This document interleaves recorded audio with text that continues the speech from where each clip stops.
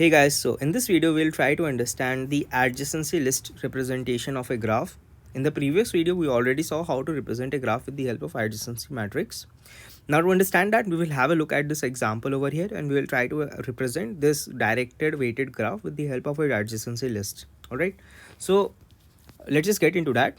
But before that, let's just briefly try to understand what adjacency list is. So adjacency list is an array of lists where the ith element of the array or the ith index of the array corresponds to the ith node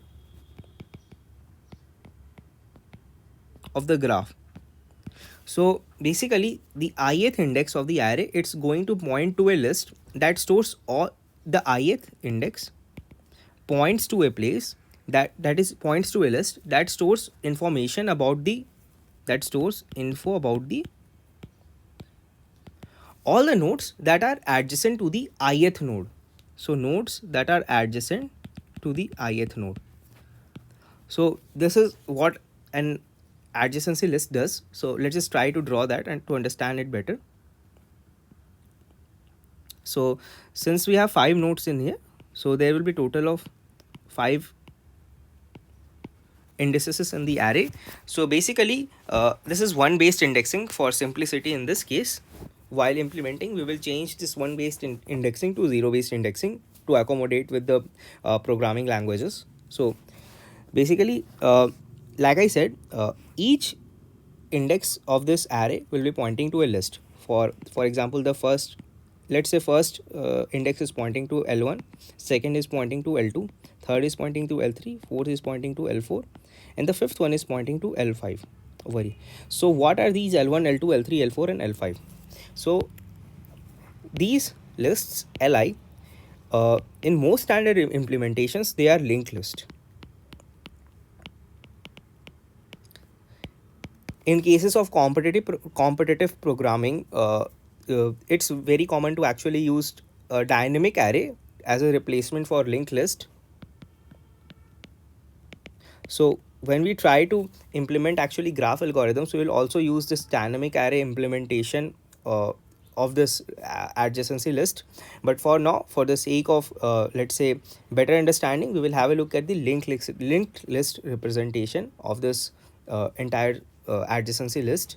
So this L1, L2, L3, L4, L4, L5 are linked list that store the information of the of all the adjacent nodes correspond to the ith node.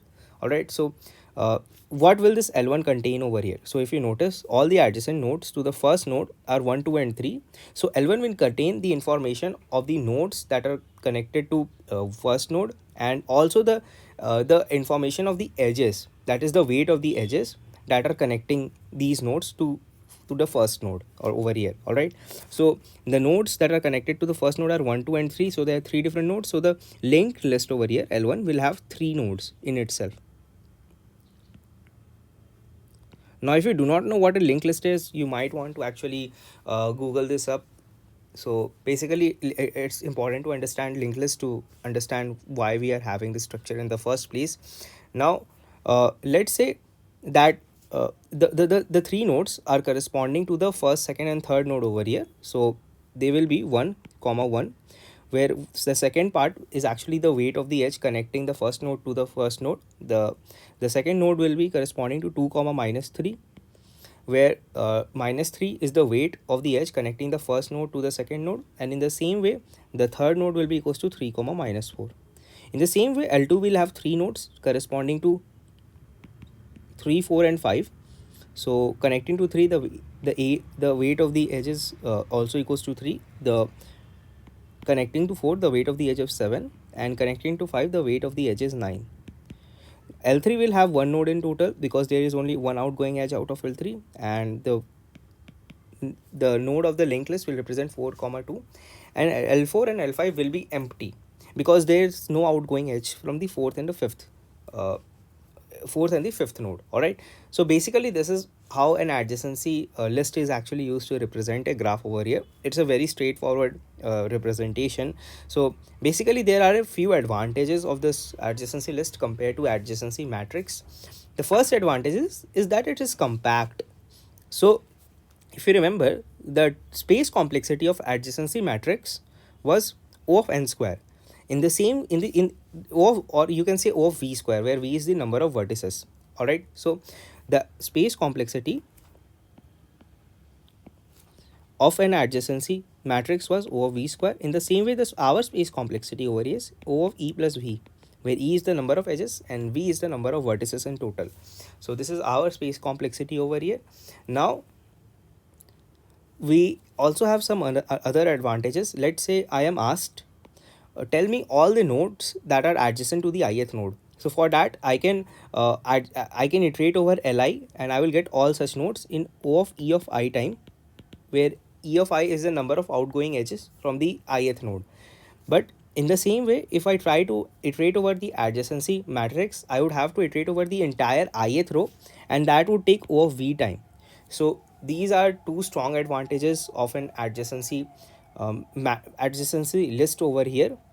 Now let's have a look at some disadvantage that we have over that we have in here. So one disadvantage is, let's say I'm queried, tell me whether there is an edge from ith to jth node or not. So in that case, in this representation, I would have to iterate over entire li list. So that would take me O of e of I time, where e of I is again the number of outgoing edge from the ith node. And the in the case of adjacency matrix, it would have taken O of 1 time, because I just need to check the cell corresponding to the ith row and jth column. So it would take O of 1 time.